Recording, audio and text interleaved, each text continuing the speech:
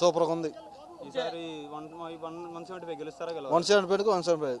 కానీ చంద్రబాబు పవన్ కళ్యాణ్ అందరూ కలిసి వాళ్ళు బచ్చాలండి. వాళ్ళది ఏముంది, వాళ్ళది వాడి పని అయిపోయింది. వాడు ముసలోడు, ఇటు వచ్చి ఇటు అంటాం వాడికి ఏం లేదు. సంక్షేమ పథకాలు అన్ని అందుతున్నాయి అన్న. సూపర్గా అందుతున్నాయి. మధ్య తరగతి వాళ్ళకి సూపర్గా ఉంది పరిపాలన. ఇప్పుడు మీటింగ్ పెట్టేసి నారా లోకేష్ పాదయాత్ర వాడు యోగాలం కాదు, వాడమ్మ పూగాలం. అది వాడమ్మ పప్పు నా కొడుకు. వాడిది ఏముందండి.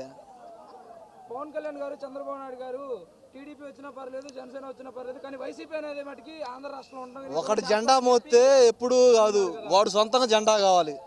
వాడు రామారావుకి ఎన్ని పొడి పిలిచినోడు చంద్రబాబు. వాడికి ఎట్లా ఇస్తాడు? ఈ జూనియర్ ఎన్టీఆర్ తెలిసినట్టు ఇది బాలకృష్ణ తెలియలా, వాళ్ళకి తెలియలా. పులివెందలా ఏ రామను మా నియోజకవర్గం రమ్మను అండి. మరి మాచర్ల మా నియోజకవర్గం రమ్మను. ఎవరు వాళ్ళు అందరూ టీడీపీ వాళ్ళు అందరూ ఫుల్ వైసీపీ యాంటీలో ఉన్నారు కదన్న. జగన్ దింపాలి అని. అది పిచ్చి భ్రమాన్న వాళ్ళకి. సైకో పాలన. వాళ్ళే అనరు సైకిల్ పోవాలని వాళ్ళు అనుకుంటారు. తప్పే ఉంది దాని గురించి. సైకో కాదు, సైకిల్ పోవాలని వాళ్ళు అనుకుంటారు. తప్పు లేదు దాని గురించి. అది చంద్రబాబు నాయుడు కావాలనే జగన్మోహన్ రెడ్డి గారు పెట్టించారని చెప్పి జైల్లోనా విమర్శలు అనేవి చాలా వస్తున్నాయి.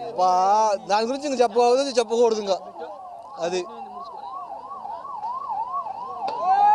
జగన్ పరిపాలన సూపరు.